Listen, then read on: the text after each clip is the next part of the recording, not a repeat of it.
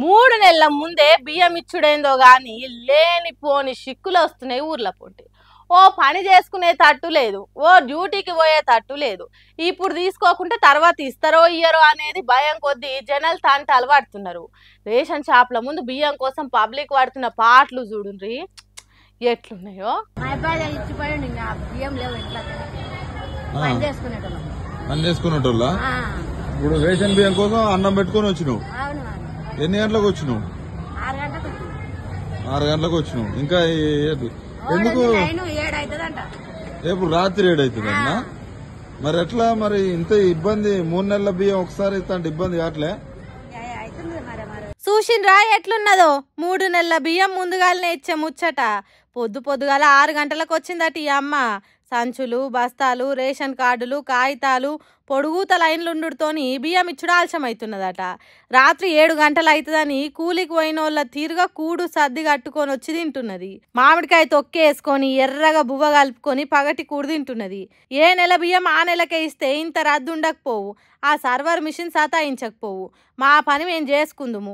రోజు అడ్డ మీద కూలికి పోతే 5-10 సంపాదించుకునేటోళ్ళం. 3 నెలల బియ్యం చేయబట్టి ఘోరం అవుతున్నది మా పరిస్థితి అని బాధపడుతున్నది ఈ అమ్మ. ఈ అమ్మ ఒక్కతే కాదు, తెలంగాణ రాష్ట్రంలో ఇచ్చేది సన్న బియ్యం కాబట్టి అంతటి ఇట్లనే ఉన్నదట రేషన్ బియ్యం ముచ్చట. కొన్ని దిక్కులలో జనానికి కోపం వచ్చి రేషన్ డీలర్లతో లొల్లి కూడా పెట్టుకున్నారట.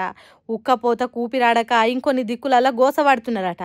ఒక్కటా రెండా 3 నెలల బియ్యం ముందుగానే ఇస్తానని సర్కార్ మమ్మల పెట్టే బాధలు అని అంటున్నారట. మరి సర్వర్లు బిజీ ఉండి బియ్యం ఇవ్వకుండా పనులు చేసుకునే పబ్లిక్ ను ఇట్లా ఎన్ని రోజులు సతాయిస్తారో ఏమో గాని కూలీనాలు చేసుకునే పబ్లిక్ మస్తు బాధపడుతున్నారు ఈ రేషన్ బియ్యం కోసం. తీసుకోకపోతే తిండి ఉండదు, తీసుకుందామని పోతే కూలుండది అని కుమిలిపోతున్నారట. ఎట్లనో ఏమో పోన్రి. కాంగ్రెస్ లీడర్లు, ఎమ్మెల్యేలు నియోజకవర్గాలల్లా ఇందిరమ్మిన్ల పట్టాలు వంచుతున్నారు.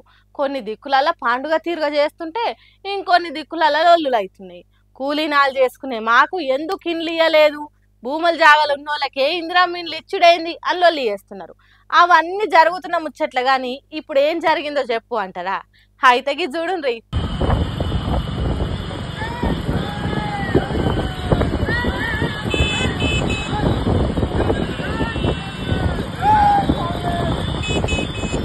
ఎవరో గుర్తుపట్టినరా స్కూటీ మీద రయ్యమని పోతున్నది పాలకుర్తి నియోజకవర్గం ఎమ్మెల్యే యశస్విని రెడ్డి.